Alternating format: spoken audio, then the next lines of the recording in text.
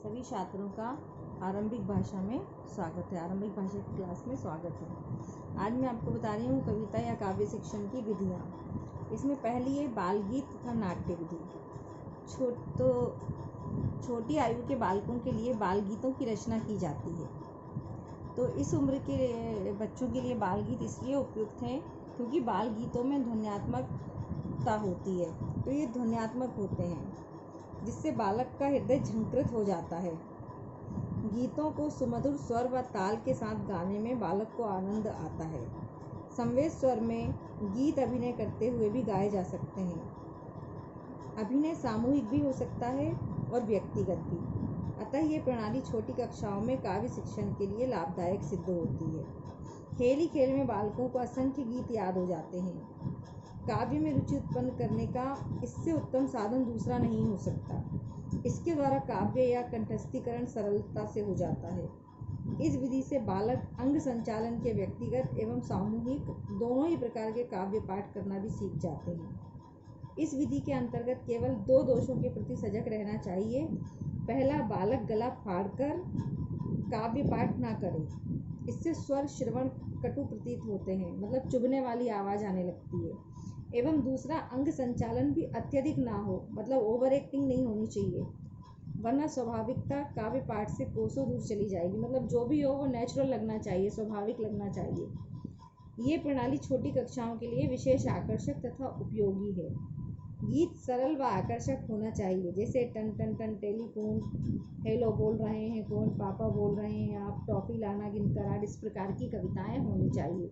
इसमें हाव भाव के साथ, जैसे पोयम नर्सरी राइम्स होती ना, उस तरह से सिखाना। दूसरा है अभिनय प्रणाली। इस प्रणाली में गीत के साथ साथ अभिनय भी किया जाता है। इस प्रणाली में बालक काव्य का अर्थ व भाव आसानी से समझ लेते हैं। पहले शिक्षक काव्य का स्वस्वर वाचन कर अंग संचालन मतलब अभिनय करता है एवं बालक उन्हें ध्यानपूर्वक सुनते तथा देखते हैं।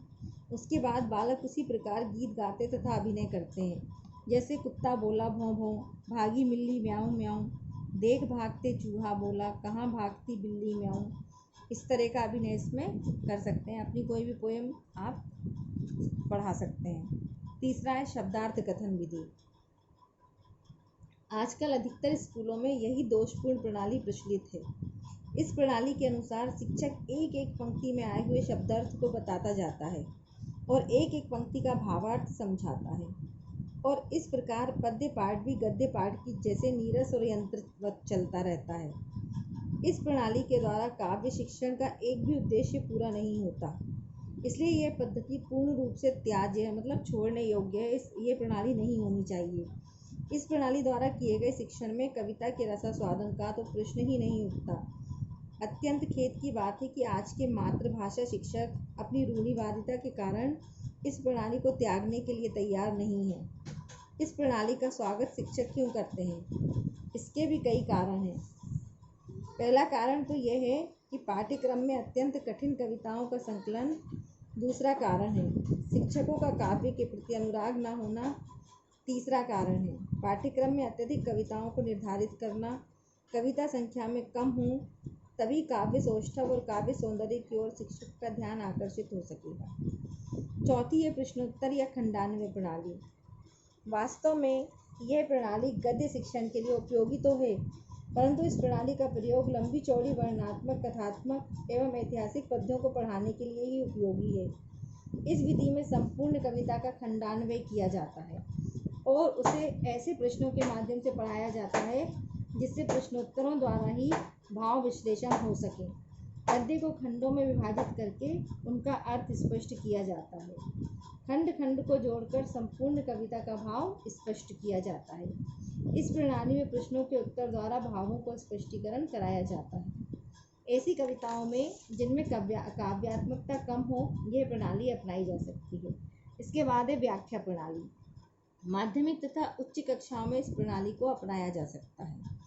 इसमें प्रत्येक अनुच्छेद का भावार्थ, शैली, प्रसंग आदि का अध्ययन कराया जाता है।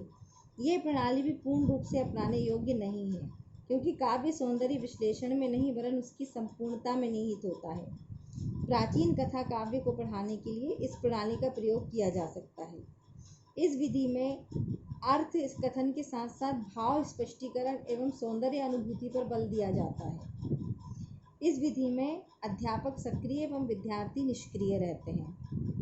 तो ये छोटी क्लास की कक्षाओं के लिए ये विधि उपयुक्त नहीं होती है, उच्च कक्षाओं के लिए ये सही है। अगली है व्यास प्रणाली। इस प्रणाली में शिक्षक व्यास जी की तरह कथावाचक का स्थान ग्रहण करता है। वह प्रसंग की व्याख्या करता है, उदाहरण देता है तथा स्पष्टीकरण भी करता है। भाषा भाव दोनों ही दृष्टि से कविता का अध्ययन सुलभ हो जाता है। फिर है तुलना प्रणाली। इस प्रणाली के अंतर्गत एक ही पद की तुलना उसी भाषा के अन्य कवियों की कविता पंक्तियों से की जाती है। इस प्रणाली का प्रयोग भाव विश्लेषण करते समय आंशिक रूप से किया जाता है, किंतु संपूर्ण कविता इसी विधि से पढ़ाया जाना अधिक लाभदायक नहीं है। उदाहरण के लिए नारी जीवन पर विभिन्न कवियों ने पंक्तियाँ उद्धृत करके तुलनात्मक अध्ययन कराना है। जैसे अबला जीवन हाय तुम्हारी यही कहानी, आंचल में है दूध और आंखों में पानी, ये मैथिली शरण गुप्त की हैं। इसी प्रकार की सुमित्रा नंदन पंत की कुछ पंक्तियाँ, मुक्त करो नारी को मानव चिरबंदनी नारी को। तो इस प्रकार से दो कवियों की कविताओं को अलग अलग करके कंपेयर कर सकते हैं। फिर इसके बाद समीक्षा प्रणाली है, आदर्श प्रणाली है, ये सब भी प्रणालियाँ हैं। जब तो समीक्षा में समीक्षा कई बार हम बता चुके हैं कि किस तरह से समीक्षा इस प्रणाली का प्रयोग केवल उच्च कक्षाओं में ही हो सकता है। मतलब किसी के गुण दोषों को बताना, मूल्यांकन करना, समीक्षा करना। इस वीडियो में इतना ही, बाकी अगली वीडियो में।